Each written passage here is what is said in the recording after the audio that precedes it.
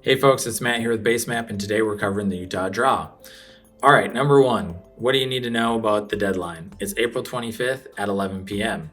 So you got to get your application in by then, otherwise you won't have an opportunity to draw. Number two, there's an analyst only deadline on June 19th, and that also is a deadline for point only purchases. So if you don't apply during the big game draw and you just want to purchase a preference or bonus point, you can do that up to June 19th. Now, let's dive into what you're going to see in the regulations. As you're looking through there, you'll see a table of different hunt codes for different species. There's really three categories of hunts in Utah. There's what we would call your limited entry hunts for deer, elk, and pronghorn, your once in a lifetime hunts for sheep, goat, moose, and bison, and then your general buck deer hunts, which tend to be less in demand hunts for deer and really, your greatest opportunity to hunt in Utah outside of the over-the-counter elk licenses. Okay, so for each of these hunt codes, there's a quota, and we're going to talk about that in a second. But the first thing that you need to understand is the draw order and application limitations. So what about the draw order? Well, the draw is actually conducted in an order such that it matters which species you apply for and which hunts you apply for. Now, if you're a resident, you can only submit up to 3 applications. You can submit one limited entry application for deer, elk, or pronghorn, once in a lifetime application, and then you can put an application for that general buck deer. If you're a non-resident, you can apply to everything. But regardless if you're a resident or non-resident, you can only draw one license in Utah a year in the limited draw. So it doesn't matter if you apply to multiple species. As soon as you draw, the rest of your applications are basically invalid. So it matters in which order the draw is conducted, because if you have a lot of points, let's say for different species, you may have to pick or choose which species you want to apply for in that year. So the way that the draw is conducted is we start with the limited entry deer, then we move to limited entry elk, and then limited entry pronghorn. After that, once in a lifetime hunts are drawn, and then finally your general buck deer hunts will be drawn. And actually there's youth only bull elk at the very end. But that's the order that the draw is conducted. So take that into consideration as you're filling out your draw. Okay, what about quotas? Every one of these hunt codes that you're going to see in the regulation book has a quota attached to it. That's the total, there's a set number of licenses that will actually be given out. Now that quota is divided between residents and non-residents. In general, non-residents won't receive more than 10% of the total quota. Although you'll see that's an overall number. There could be a particular hunt where, let's say, a non-resident is receiving, let's say, 14% of the quota for that hunt. But overall, non-residents won't receive more than 10% of quota for a species. Residents then, are eligible for the remaining portion.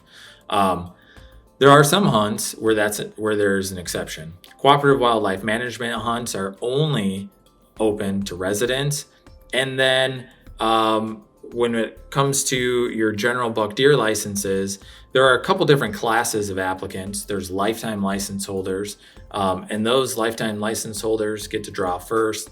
There's dedicated hunter group that will draw next. And then there's youth, and the youth portion can actually take a substantial portion of the quota, up to 20% for general buck deer licenses, if there are enough youth applicants.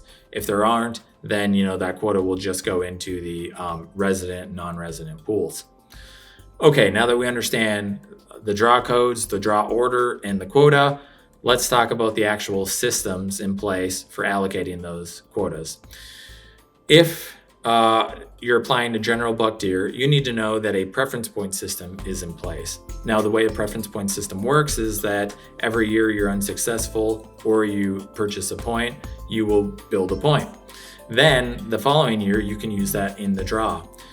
In a preference point system, we rank the applicants with the most number of preference points at the top and work our way down to those with the least. And when we're allocating the quota to a hunt, we will start at the top, those who have the most number of preference points and have applied to that hunt as their first choice, and start giving out licenses until the quota no longer exists. We've given out all licenses.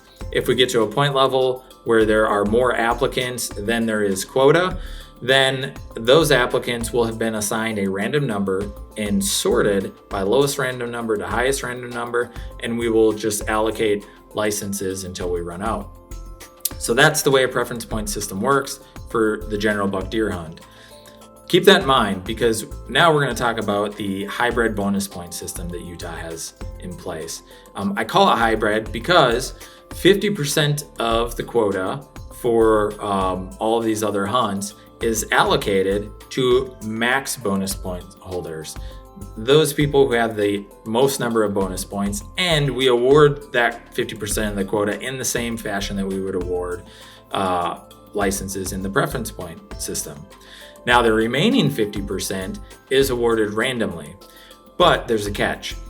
Because you can build bonus points in Utah, and each bonus point that you have gives you an entry into the drawing. So if I have 7 bonus points, I get 7 entries into the drawing, and we use the same random number system to rank applicants from lowest random number to highest and award that 50% of the quota. So if I have 7 bonus points, I'll get 7 random numbers, and thus a better chance at getting a low random number than, say, somebody with 1 or 2 bonus points.